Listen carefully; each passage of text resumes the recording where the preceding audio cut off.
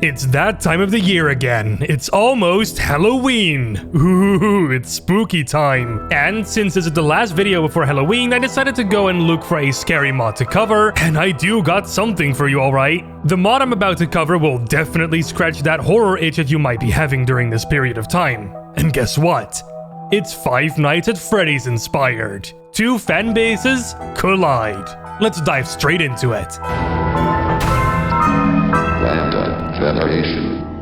This mod is called HARTMAN-TERVAN Robotics and is being developed by Polish modder Jancias. I have covered some of Jancias' work on the channel in the past. One of the mods he works on is called Halfquake Rebirth. If you want to know more about that project, then check out this video right here. The story of this mod starts in 1996 when a robotics genius called Michael Tervan, who is also the CEO of HARTMAN-TERVAN Robotics, goes missing years after an incident that defined the rest of his life. In 2002, you as the player pick up the pieces of this mystery as you hear about this story, and you're now determined to find out what exactly happened to him. A year goes by and you find yourself on location in an old storage facility linked to the company. This is where the entirety of the mod will take place, and you might not be as alone as you think as you enter its bowels.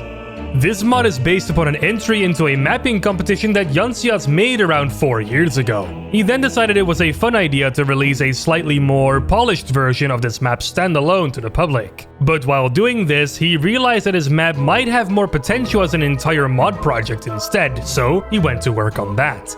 I know I mentioned before that this mod was based upon Five Nights at Freddy's, or at least its gameplay and themes, but it's actually based more so upon a series of fan games also based upon FNAF called Jolly.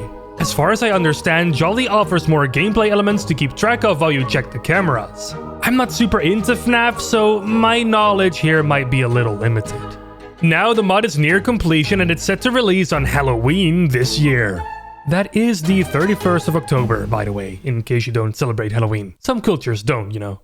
But just because the main mod isn't out yet, it doesn't mean you don't have anything to play right now. There are several Garry's mod maps that were released beforehand that all serve as prequels to this main mod.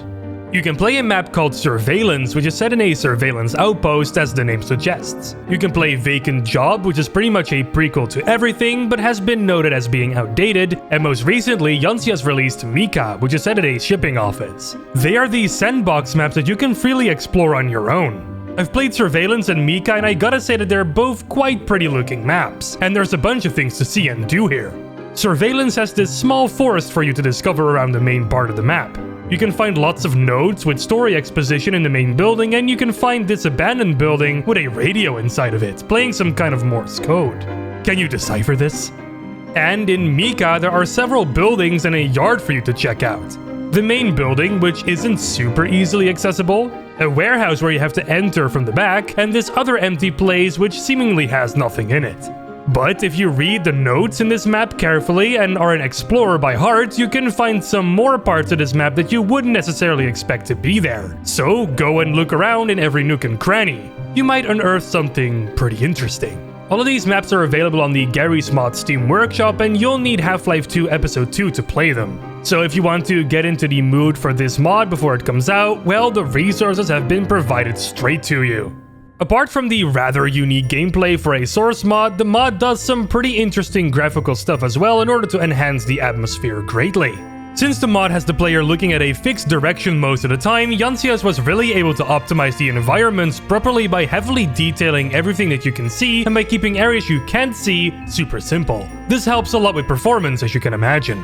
The mod also uses dynamic lights in the form of ENV projected texture entities around the map in order to make the environments feel less static and to give certain areas more detail overall, with sharper shadows. Not only that, but some of the lights in this mod also have volumetric fog attached to them, allowing for dynamic light rays to be cast from these lights that will be blocked by anything that gets in its way. It's a really cool effect, and I have no idea how he did this. This is some modern day graphics stuff.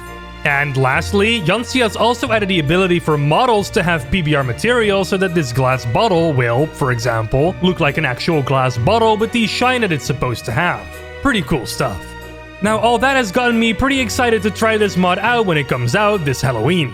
I might even stream it. I've never really streamed a horror game before, so this might be something. Let me know if you want to see that.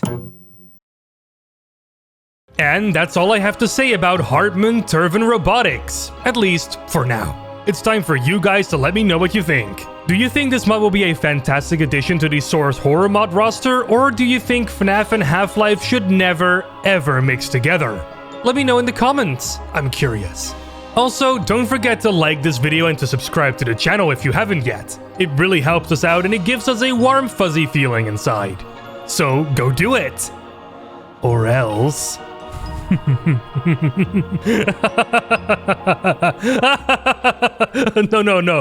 just kidding. I wouldn't be able to do anything to you. Like, I can't reach to the screen or anything. Come on.